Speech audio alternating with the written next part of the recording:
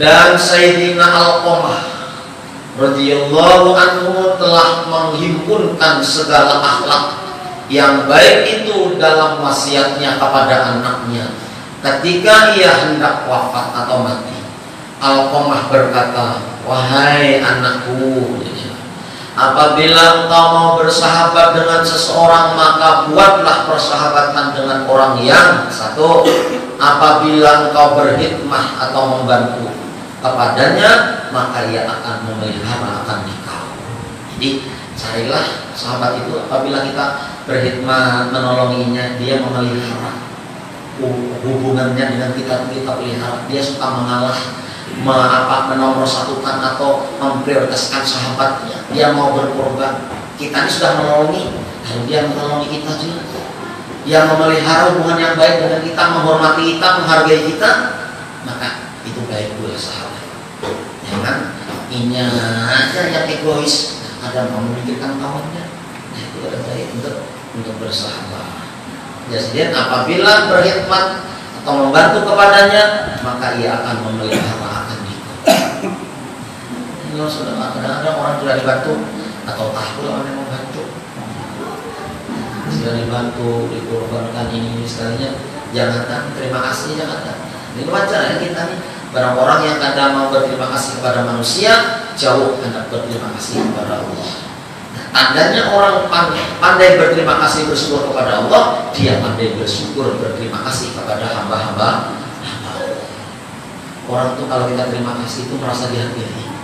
Yang tidak usah jauh-jauh lah, anak atau bini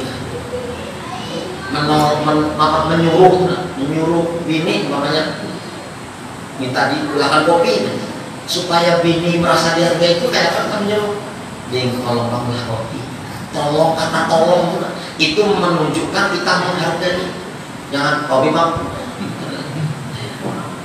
ini pak, jangan itu tolong, jangan kopi. Sudah diulangkan kayak apa kita? Makasih.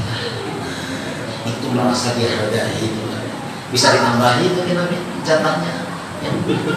Maksudnya jatah belanja. Nah itu bilanya kita pandai menghargai. Nah itu juga orang yang berterima kasih kepada Allah itu tandanya pandai bersyukur atau berterima kasih kepada hamba-hamba Allah. Yang kedua, apabila engkau bersahabat dengannya, maka akan bertambah nilai dirimu. Bersahabat dengan orang yang berakhlak itu, diri kita tambah terhormat. Nabi itu, siapapun yang bersahabat dengan Nabi, orang yang paling hina sekalipun, yang paling miskin, marah, dan tidak dipandang oleh manusia sekalipun, tapi bila bersahabat dengan Nabi, dirinya merasa lebih mulia daripada orang lain. Dirinya merasa orang yang paling terhormat karena akhlaknya Rasul. Dipandirinya, dihimunginya, disenanginya, dipujinya, dia merasa terhormat. Padahal di mata orang lain kadang terhormat. Tapi karena apa kehebatan akhlaknya Rasulullah, siapapun yang berbicara dengan Nabi merasa terhormat karena merasa dihormati. Ini kata level aku jalan di kampungnya, jadi merasa bila bersahabat dengan dirinya, ini merasa bernilai. Jadi mohon maaf lah, ada beberapa di dalam hadis itu termasuk orang yang perlu dikasihan. Satu, kasihan apabila ada orang berilmu bertempat di tengah-tengah orang jahil, pasti gak dihormati orang. Itu satu perlu dikasihani karena Nabi. Orang alim di situ hidup di lingkungan orang jahil yang ada tahu tata krama.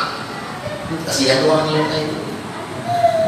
Kedua, orang pejabat yang sudah pensiun, yang waktu dia masih dinas ada berakhlak, begitu pensiun kasihan orang kayak ini.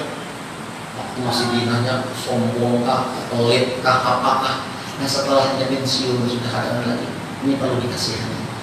Ketiga, orang yang tadinya sukses, kaya, jatuh fakir dan miskin, perlu dikasihani. Ini kasihan. Maka kita mencari teman atau sahabat untuk dunia dan akhirat apabila bersahabat dengannya bertambah nilai diri. Yang ketiga, apabila engkau ditimpa kesusahan, ia akan turut sama menanggung kesusahanmu. Ya minimal ada kita melayani, ikut berbela-sungkawa, ikut masa sedih, ikut menghibur kita. Nah, kawan sahabat soalnya datangi garing diberikan dukungan dan sebagainya. Ini sahabat namanya. Ini orang yang berkawan tuh nyaman, berkawan waktu nyamannya aja sakit ditinggal hari. Tapi bila sahabat, ini ada empati yang tinggi, pedulinya itu tinggi, ikut seakan-akan ikut menanggung, menyambut kesusahannya. Syukur-syukurnya mau berkorban materinya, orang materi. Itu Imam Ghazali menentukan yang demikian. Yang keempat, apabila engkau menolong akan dia, niscaya ia akan membalas kebaikanmu. Itu kawan yang bersahabat ya. Ditolong suatu saat ia membalas kebaikan kita. Memang harus kayak itu orang bersahabat. Jangan kawan dirinya aja. Egois benar. Yang bersahabat itu mah sampai ada dalam hadis itu termasuk salah satu yang akan dapat naungan yauma la dhilla illa dhilluh. Pada hari itu tidak ada naungan kecuali naungan Allah. Adalah orang yang bersahabat saling mencintai itu karena Allah. Mempersahabatannya karena Allah, bukan karena hartanya, bukan karena pangkatnya, bukan karena apa, tapi memang mencintai sahabat itu cintanya karena Allah. Maka orang yang kayak ini dapat perlindungan nanti di padang mahsyar. Di hari itu tidak ada perlindungan kecuali perlindungan dari Allah Subhanahu wa ta'ala. Jadi ingat dulu di pesantren kalau dulu kan kita masak sendiri. Masak sendiri itu bila orang 4 kita mengambil beras kawan nih 11, berarti 14 kali masak. Kenapa beras kita nih belum habis? Bunyinya ini tukang takar awet banget. Sebenarnya abahnya datang bawa beras banyak 20 kilo, aku 20 kilo juga. Cuman soalnya nggak habis. Sekalinya kami, bapak kita lihat ini kayak apa? Di mata-matai, ini menakar itu kayak apa? Padahal sekamar, sekampung, sekelas, pokoknya sama-sama mondok nih. Hafalannya sama, gurunya sama, pelajarannya sama, tingkatannya sama semua. Makan bersama, tidur bersama, apa-apa bersama. Tak kalinya waktu makan beres, ambuninya kan ditakar. Kawan itu ditakar, nah beras masak enak. Kawan 2-nya ada, jadi gantian. Kawan yang 3 nih besok ampun mulut 2, besok ampun kawan yang satunya 2. Bunyinya ada. Kira seminggu sekali hanya ambil. Pantas saya kejar abahnya. Pun anaknya apa bener? Kita beresnya aja. Oh cocok kan caranya kayak itu. Nah ini lihat ini contoh aja bang, nah, contoh aja. Yang kelima, apabila ia melihat akan kebaikan daripadamu, niscaya mengingati ia akan dia. Artinya bila melihat akan kebaikan daripadamu atau di kita, melihat kebaikan kita, dia mengingati akan kebaikan kita lawan dia. Oh ini sedang menolong aku ini, ingat benar. Punya membantu aku ini, membela aku ini, ingat karena jadinya ini seakan-akan berhutang budi. Itu memang cara kita mencari sahabat.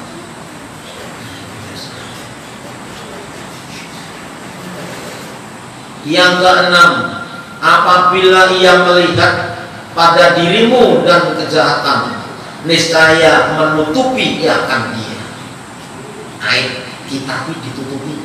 Kita pun berusaha menutupi aib. Aibnya kayak apakah ya? Orang tahu ini aja. Nah, ada kalau sampai jeleknya itu ada mulanya. Kita ada nggak ada tahunya, ada kebaikannya ini kita tutupi karena memang kita bersahabat. Bukan tambah dibumbuinya, sedikit ditambah-tambahinya. Sahabat itu menutupi aib saling menutupi. Maka wajar Allah man satar, barang siapa menutupi aib kawannya, sahabatnya di dunia, maka di akhirat aib kita ditutupi oleh Allah Subhanahu. Tapi inang untuk ungkai-ungkai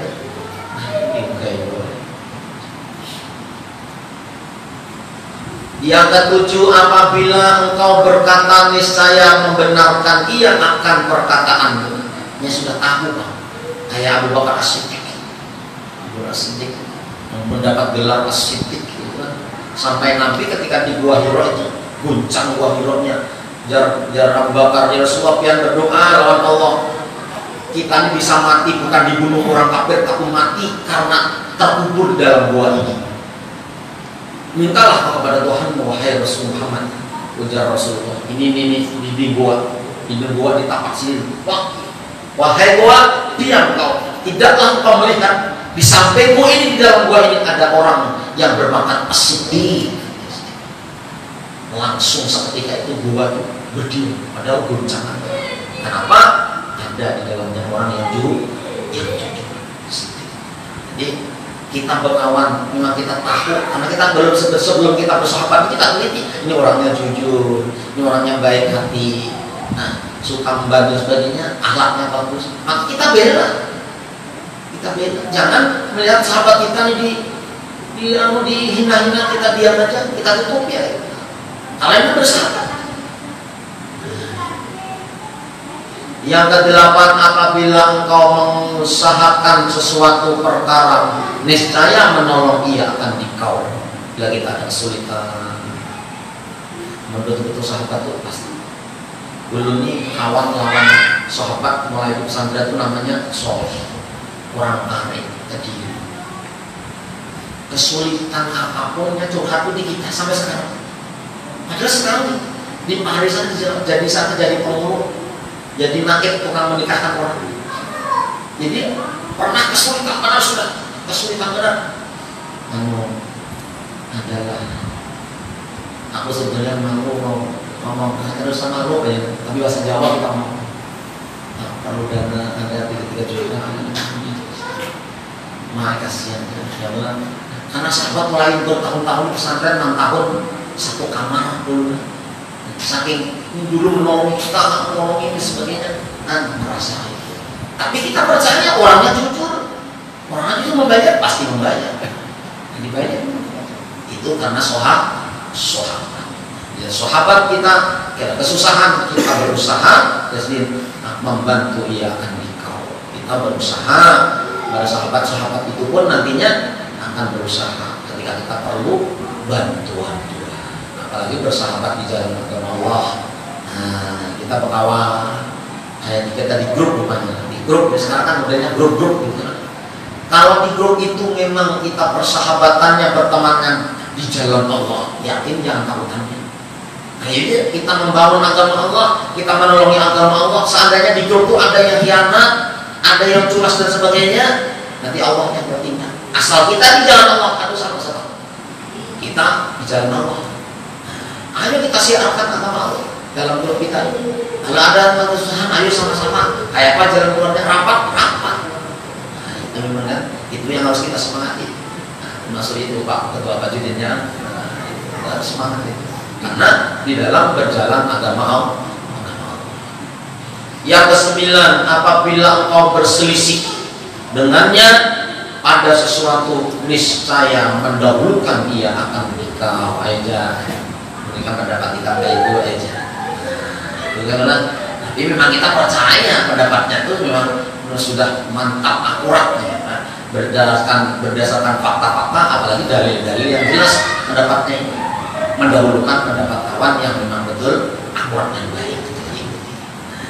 Jadi itulah cara kita memilih bersahabat. 1 kemarin yang berakal, 2 yang berakhlak, nah sampai 9 ini.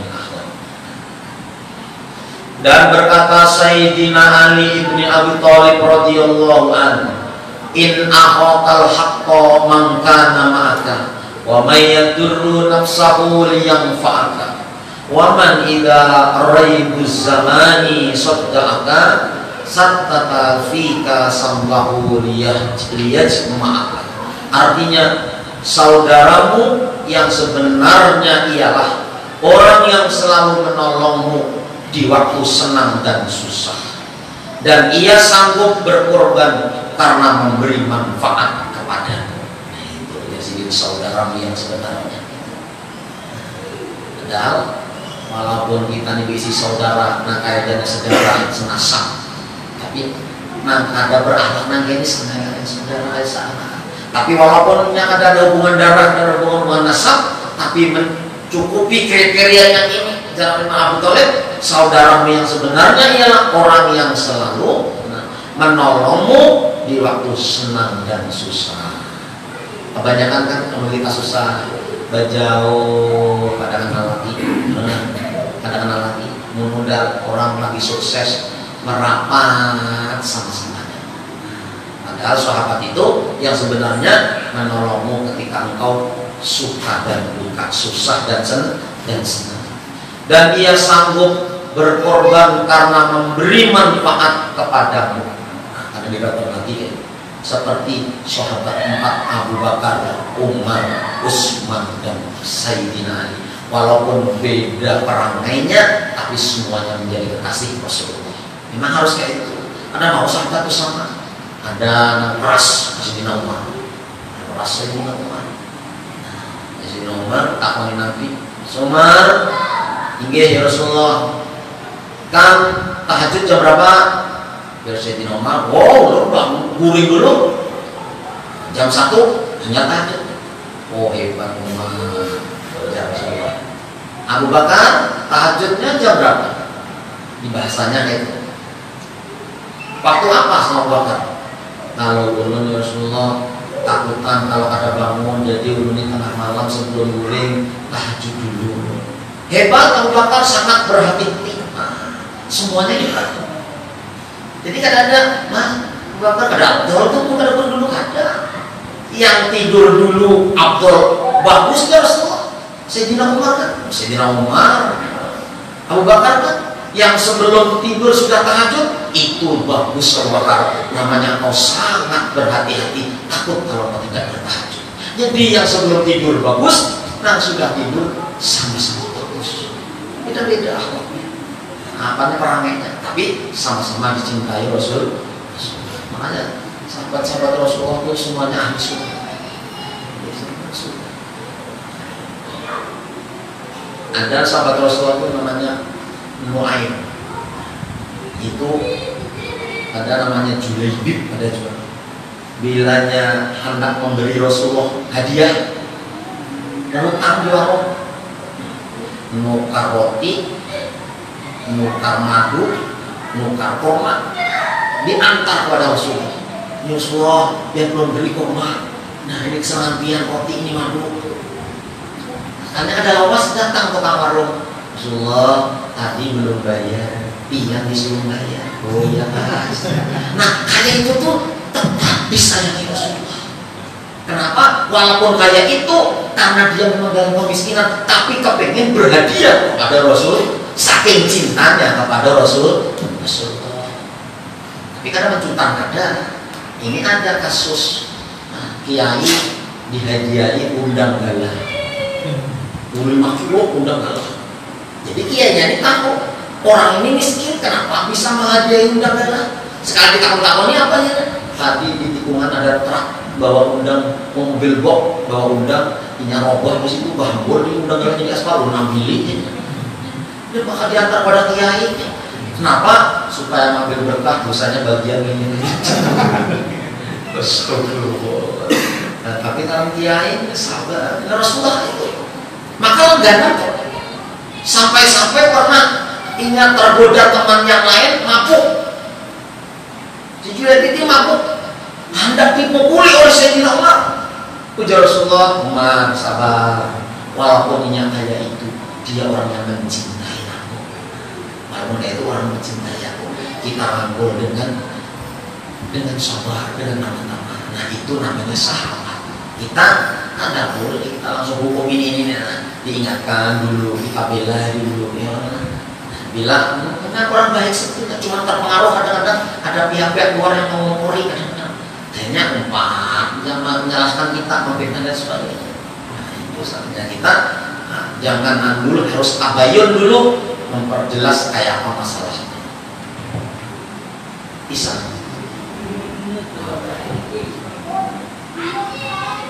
dan ia